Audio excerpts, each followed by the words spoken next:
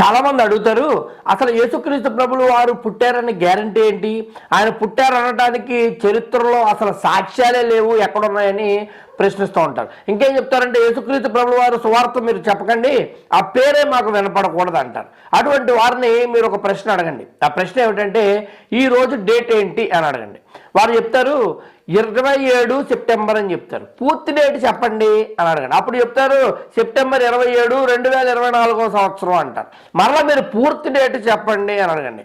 27 September 2024 సంవత్సరము AD 2024 AD అని చెప్తారు. ఏడి అంటే ఏంటని అప్పుడు క్వశ్చన్ చేయండి. Welcome to journey with Jesus. ప్రియులారా, ఈరోజు వీడియోలో మనము అసలు ఏడి బీసీ అంటే ఏంటి, యేసుక్రీస్తు ప్రభుల వారితో కాల విభజన ఎలా జరిగింది అనేది ఇన్డెప్త్గా మనం తెలుసుకునే ప్రయత్నం చేద్దాం. దానికంటే ముందు ఈ వీడియో లైక్ చేయండి, అట్లానే Jesus is true God, real God అని కామెంట్ చేయండి. అలాగే ఛానల్ మర్చిపోకుండా సబ్స్క్రైబ్ చేసుకోండి.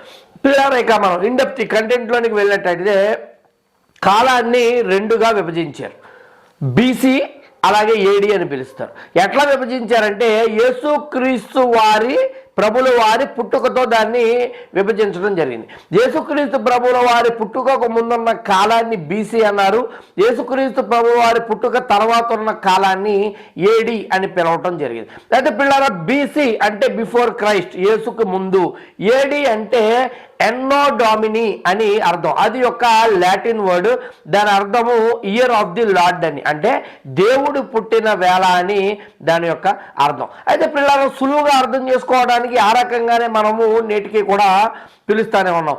ఈరోజు డేట్ గురించి ఇందాక మీకు చెప్పాను. 2024 ఏడి ఈ సంవత్సరం, అంటే 2024 సంవత్సరం అన్నమాట. అంటే యేసుక్రీస్తు ప్రభుల వారు పుట్టి ఇప్పటికీ 2024 సంవత్సరాలు అయింది. అలాగే వాస్కో డా గామా ఇండియాకి ఎప్పుడు వచ్చాడు? 1498 ఏడి అంటారు.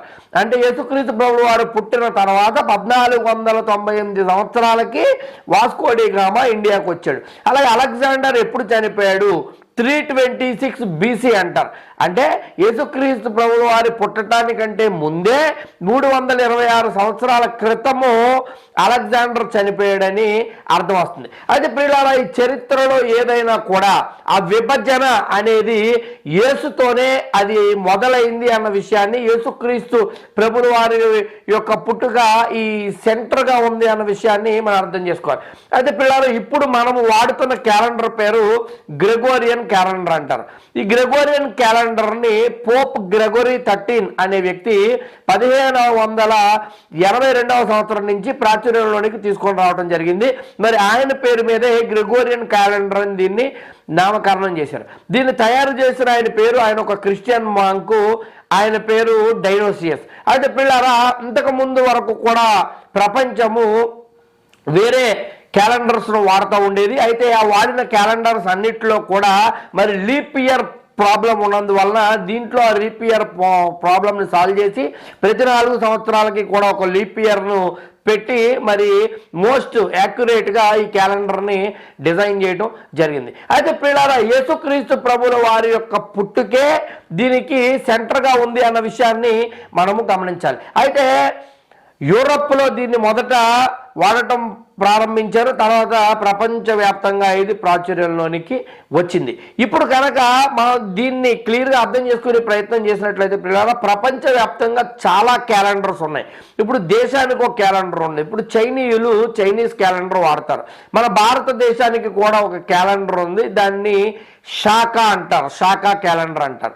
అలాగే ముస్లిమ్స్ కూడా ఒక క్యాలెండర్ని తయారు చేసుకున్నారు. మహమ్మద్ ప్రవక్త మక్కా నుండి మదీనాకు వెళ్ళిన డేట్ని సెంటర్గా తీసుకుని దానికి ముందు వెనకగా దాన్ని విభజన చేశారు. అయినప్పటికీ కూడా అది ఏమాత్రం ప్రాచుర్యంలోనికి రాలేదు. అలాగే మనం చూసినట్లయితే స్టేట్కి ఒక క్యాలెండర్ కూడా మనకు కనిపిస్తుంది. ఇప్పుడు తమిళుల క్యాలెండర్ వేరు, మన క్యాలెండర్ వేరు. తమిళుల క్యాలెండర్ ప్రకారము ఈ సంవత్సరము వారి న్యూ ఇయర్ 14వ తారీఖు ఏప్రిల్ను వారు జరుపుకున్నారు. అలాగే మన తెలుగు న్యూ ఇయర్ 9వ తారీఖు ఏప్రిల్ను మనం జరుపుకున్నారు. మన వాళ్ళు మీ అందరికీ బాగా తెలుసు, దాన్నే ఉగాది అని పిలుస్తారు. అయితే ప్రియులారా, ఎన్ని క్యాలెండర్స్ ఉన్నప్పటికీ కూడా మరి మోస్ట్ యాక్యురేట్ క్యాలెండరు, మరి పెర్ఫెక్ట్గా కూడా కాలాన్ని అంచనా వేయాలంటే ప్రపంచవ్యాప్తంగా కూడా వాడుకలో ఉన్న క్యాలెండర్ మాత్రము గ్రెగోరియన్ క్యాలెండరే. దాన్ని ఏడి అలాగే బీసీ యేసుక్రీస్తు ప్రభువు వారి పుట్టుకను సెంటర్గా చేసుకుని దాన్ని తయారు చేయడం జరిగింది. ఇప్పుడు కొంతమంది అభ్యంతరాన్ని లేవనెట్టారు. వారు ఏమన్నారంటే, అయితే ఈ యొక్క క్యాలెండర్ని డేట్ని మనము పలికే విధానంలో మరి మతాన్ని గుర్తు చేసుకోవటం ఎందుకండి, ఏడి అనగానే ఎన్నో డామిని అన్న పదం దేవుడు పుట్టిన సంవత్సరం అన్న అర్థం వచ్చేస్తుంది, దీన్ని మార్చాలని చెప్పి ప్రపోజ్ చేసి కొంతమంది ఇప్పటికీ ఏమైనా వాడుతూ ఉన్నారని దాన్ని ఎట్లా మార్చారంటే బీసీని బీసీఈగా మార్చారు, అలాగే ఏడీని సిఈగా మార్చారు. సిఈ అంటే కామన్ ఎరా, బీసీఈ అంటే బిఫోర్ కామన్ ఎరా.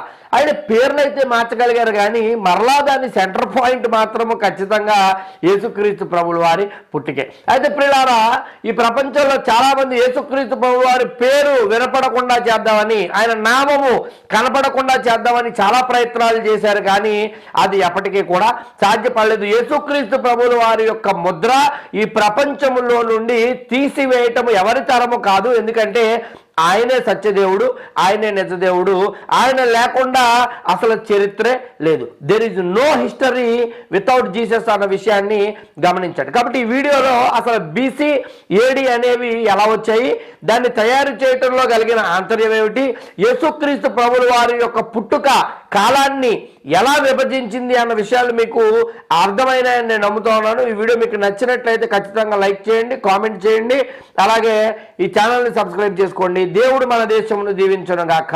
ఆమేన్.